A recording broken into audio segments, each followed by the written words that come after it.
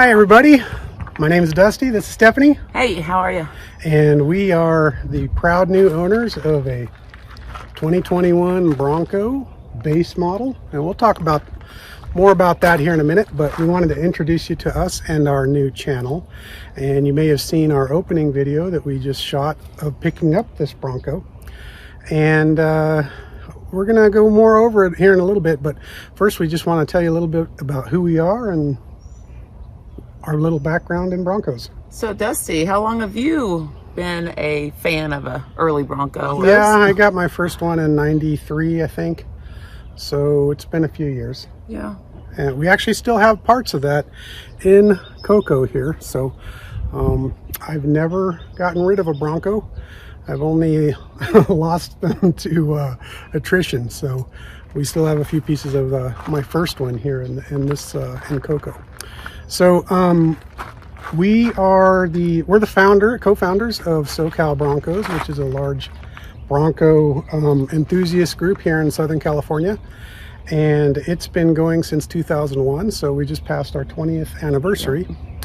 And we are extremely excited. We love the early Bronco. We'll never get rid of ours, but we are extremely excited about the new 2021 Broncos and all of the new people that will be coming into the sport because of it. So we wanted to introduce ourselves, and we want to take you along on some of our adventures. There'll be a little bit of traveling, a little bit of ranching, maybe a little beer drinking, a little bit of everything. So we hope you'll come along and we're excited. Yeah, follow along on all the shenanigans. Yes. So we think we'll show off the rigs we have now, and start with Coco. We'll show the 21, and then finish it off with the Cookie Monster. A little cheat sheet on my hand. All right, so we're gonna talk about Coco here. This is Steffi's ride, and me being the onboard mechanic, I think I probably know a little bit more about the specs than she does. She knows where the gas pedal and the brake pedal are. That's all I need. Yeah. So, Steffi, tell us what you love the most about Coco. Coco is, in my opinion, she's a sleeper. She's wide-bodied.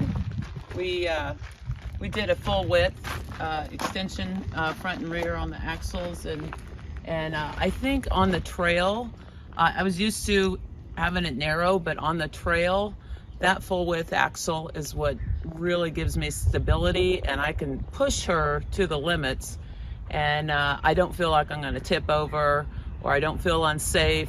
Dusty, who's riding passenger, sometimes he feels unsafe when I put ourselves in a upward position, but I feel... No, he doesn't. He never feels unsafe.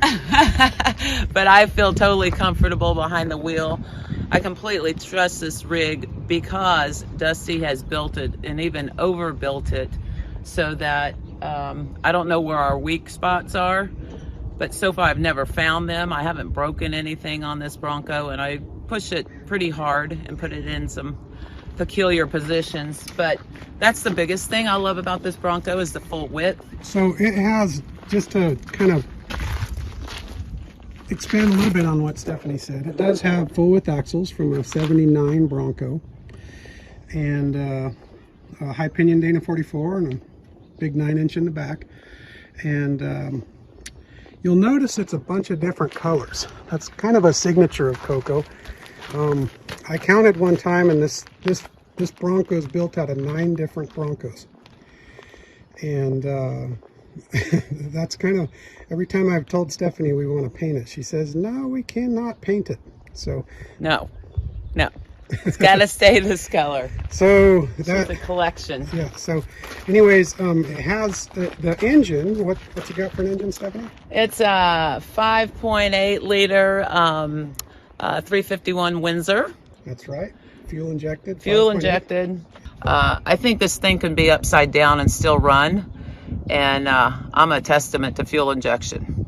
Yeah, it never falters. In fact, that 95, it's a 95 5.8 liter, also out of a Bronco. It's out of a 95 Bronco. So